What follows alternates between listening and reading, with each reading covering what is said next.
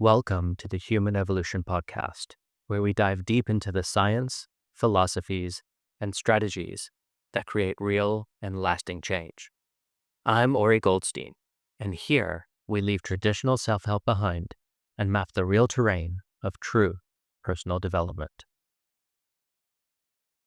Welcome back to the Human Evolution Movement podcast with OriGoldstein. This is his producer, Lee. We thought we'd try something a little different this time, and Ori has a mountain of articles and useful information that are posted on his website, and we thought we would try an audio series that we'll post hopefully at least bi-weekly, where I will break down and read one of his articles. And hopefully this format is helpful and it allows you to listen while you're working out, driving, or whatever it is that you do as part of your daily routine.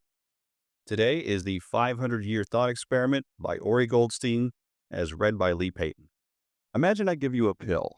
From this moment forward, you'll never age. You're frozen exactly as you are now, your current age, your current body, forever. This isn't a dream or a fantasy. There's no escape switch, no off switch. You'll live every moment for eternity. At first, nothing really changes. 6 months pass, then a year. You're still you with all your patterns and fears and dreams. You still check your phone first thing in the morning, still worry about that presentation next week, and still avoid that difficult conversation you need to have. 5 years go by. You're still running the same emotional patterns, still trying to prove yourself, still carrying those childhood insecurities, and life continues as normal. Your kids are growing, your parents are getting older, and your partner is aging naturally beside you. But now let's jump ahead 25 years. You haven't aged a day, but your parents are in their 80s. That fear of disappointing them, it's still controlling your decisions. That need for their approval, it's still driving your choices. 15 more years pass. Your parents are gone now. That fear of disappointing them, it's still there, but they're not. Your partner is showing serious signs of aging now, and your children are middle-aged themselves. Then your partner, the love of your life, reaches 100 and passes away. You fall into a depression so deep that it lasts a decade, then another decade. But here's the thing about living forever. Eventually, you have no choice but to move on. So maybe you swing hard the other way. You become a hedonist, chasing every pleasure possible, but after 20 years of pure indulgence, even pleasure becomes boring. You try getting incredibly rich, thinking money will fill the void, but after a few decades of wealth, you realize you don't even care about money anymore.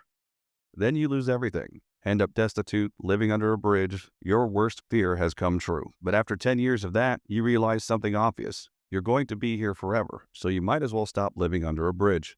150 years have passed now. You've hit every extreme. You've stayed in every pattern, you've lived out every fear and every fantasy. But they've all lost their power for one simple reason. You've had to live through them long enough to see they don't matter as much as you thought. Being devastated for a decade is human. Being devastated for 50 years becomes absurd.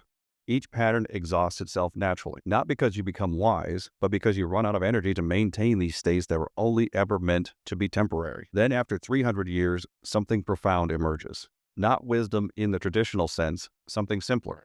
After watching everything happen enough times, after experiencing every possible high and low, 3 things become your natural state.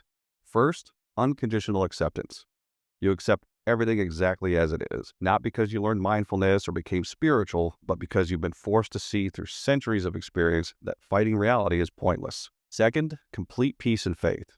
Peace with your past because you've been forced to process every bit of it, and total faith in the future, not because you're optimistic, but because you've lived through enough cycles to know that everything passes, the good and the bad.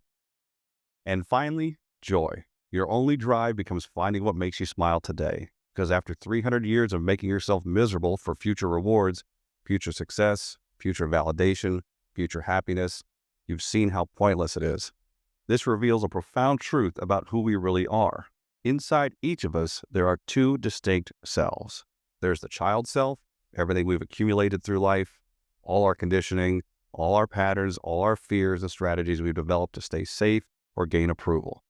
And then there's the adult self, what remains when all of these layers are stripped away. Not something we develop or achieve, but who we already are underneath all those stories and patterns. The gift of this thought experiment isn't imagining an endless future. It's seeing clearly how much of what you call me is actually just conditioning, and how beneath all of that conditioning is a much simpler truth. You are naturally acceptance, peace, and joy when you stop maintaining all the stories about why you can't be.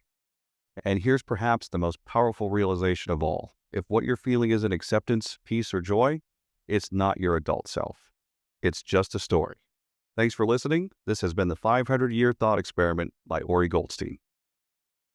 Hey everyone, it's Lee. Just one more thing before you go. Ever wondered how journaling could help change your life? You can find out by downloading the Emotional Alchemy Journal from the link in the description. It's a powerful tool for deep self-reflection, and it's completely free. And if you're looking to connect with Ori and learn more about how he can help you, visit his website at OriGoldstein.com. A link will also be in the description. Until next time, keep challenging the chaos within, be a little kinder to yourself, and let's continue to evolve together.